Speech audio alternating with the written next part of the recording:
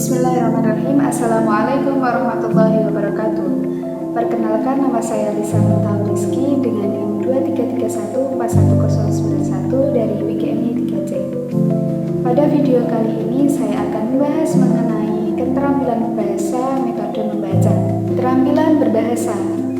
Keterampilan berbahasa merujuk pada kemampuan seseorang untuk menggunakan bahasa secara efektif dalam berbagai konteks komunikasi, baik lisan maupun tulisan. Nah, keterampilan bahasa ini mencakup 4 aspek utama, yaitu mendengarkan, berbicara, membaca, dan yang terakhir yaitu menulis. Dari keempat aspek ini saling berhubungan dan saling mendukung dalam proses komunikasi. Selain itu, keterampilan berbahasa juga mencakup pemahaman tentang tata bahasa, kosakata, serta konteks sosial dan budaya dalam menggunakan bahasa. Nah, manfaat dari keterampilan bahasa tersebut yaitu keterampilan bahasa bermanfaat dalam melakukan interaksi komunikasi dalam masyarakat. Pada video kali ini saya akan membahas salah satu dari 4 keterampilan bahasa tersebut, yaitu membaca. Yang pertama yaitu saya akan membahas mengenai pengertiannya terlebih dahulu. Pengertian membaca dalam keterampilan bahasa adalah proses memahami, menganalisis, dan menafsirkan simbol-simbol tulisan untuk memperoleh informasi atau pesan yang disampaikan. Nah, pada keterampilan membaca ini memiliki beberapa manfaat seperti membaca untuk mendapatkan informasi. Informasi yang dimaksud dalam baca ini adalah mencakup informasi bisa tentang fakta dan kejadian sehari-hari sampai informasi tingkat tinggi tentang teori-teori serta penemuan dan temuan ilmiah yang jernih serta untuk mendapatkan kesenangan atau hiburan. Nah, maksud membaca dalam keterampilan berbahasa yaitu fokus pada pemahaman, kemudian ada interaksi bahasa serta komunikasi tidak langsung. Nah, dalam membaca ini terdapat tingkatan membaca. Yang pertama yaitu ada literal atau memahami arti harfiah dalam teks. Lalu ada interpretatif yaitu menafsirkan makna implisit. Kemudian ada kritis yaitu mengevaluasi dan membandingkan informasi, serta ada kreatif menggunakan ide-ide atau menciptakan gagasan baru. Nah, dalam metode membaca ini memiliki teknik-teknik dalam membaca, yaitu pada umumnya untuk menemukan informasi fokus pada dengan efisien. Ada beberapa teknik membaca yang digunakan, antaranya yaitu baca pilih atau selecting, yaitu teknik membaca ini dilakukan dengan cara memilih bahan atau bagian bacaan yang dianggap relevan dengan kebutuhan pembacanya.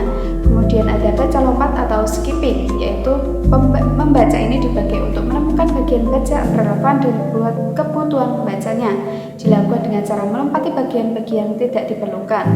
Kemudian ada baca layap atau skimming, yaitu teknik membaca dengan cepat untuk mengetahui isi umum atau bagian suatu bacaan. Seorang baca layap ini jika ingin membaca artikel di surat kabar atau majalah. Nah, kemudian ada baca tatap atau scanning. Baca tatap atau scanning ini disebut juga membaca memindai atau scanning, ialah membaca sangat cepat. Menurut Nicolai dan Jeffries, membaca memindai penting untuk meningkatkan kemampuan membaca. Membaca memindai umumnya digunakan untuk daftar isi, buku atau majalah, indeks dalam buku teks, jadwal antisipasi dalam surat kabar, dan kamus. Nah, dalam metode membaca ini ada keterkaitannya antara 4 keterampilan bahasa, yaitu membaca dengan berbicara, membaca dengan menyimak, membaca dengan menulis. Yang pertama yaitu membaca dan berbicara. Saling keterkaitan dalam keterampilan bahasa, yaitu membaca memberikan pengetahuan yang dapat diekspresikan saat berbicara, memperkaya kosakata, dan membantu individu menjelaskan ide dengan lebih efektif. Selain itu, membaca mempersiapkan individu untuk berdiskusi dan berdebat dengan argumen yang solid, mendukung komunikasi yang jelas dan terstruktur. Keterampilan berbahasa termasuk metode membaca memiliki hubungan yang erat dengan keterampilan menyimak, menulis, dan berbicara. Pertama, keterampilan membaca dengan menyimak saling melengkapi dalam memahami konteks dan informasi yang disampaikan. Membaca membantu individu memahami konteks tulisan, sementara menyimak memperkuat kemampuan untuk menangkap informasi dari komunikasi lisan. Keduanya ini berfungsi sebagai cara untuk memperoleh informasi yang saling mendukung dalam proses belajar. Nah, terkait selanjutnya yaitu membaca dan menulis terhubung melalui pengembangan kosakata dan pemahaman tata bahasa. Pembaca yang banyak membaca cenderung memiliki gaya penulisan yang lebih baik karena keterampilan membaca ini meningkatkan kosakata yang digunakan dalam menulis. Selain itu, keterampilan membaca membantu penulis merumuskan ide, merorganisir pikiran, dan menyusun argumen yang kuat berdasarkan informasi yang telah dibaca. Dalam hal berbicara, keterampilan membaca memberikan pengetahuan yang dapat diekspresikan saat berdialog. Pembaca yang baik mampu menjelaskan dan mendiskusikan ide-ide dari teks dengan lebih efektif, serta mempersiapkan diri untuk berpartisipasi dalam diskusi dan debat, meningkatkan kemampuan berbicara dengan argumen yang solid.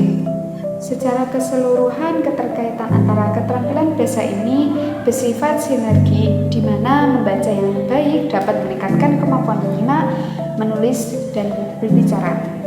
Mengembangkan keterampilan bahasa secara bersamaan menciptakan pengalaman yang lebih holistik dan menyeluruh. Oleh karena itu, metode pembelajaran terpadu yang mengintegrasikan membaca, menyimak, menulis, dan berbicara dapat memperkuat semua keterampilan ini, serta menghasilkan kemampuan komunikasi dan pemahaman individu yang lebih baik. Sekian materi yang dapat saya sampaikan, kurang lebihnya mohon maaf. Terima kasih. Wassalamualaikum warahmatullahi wabarakatuh.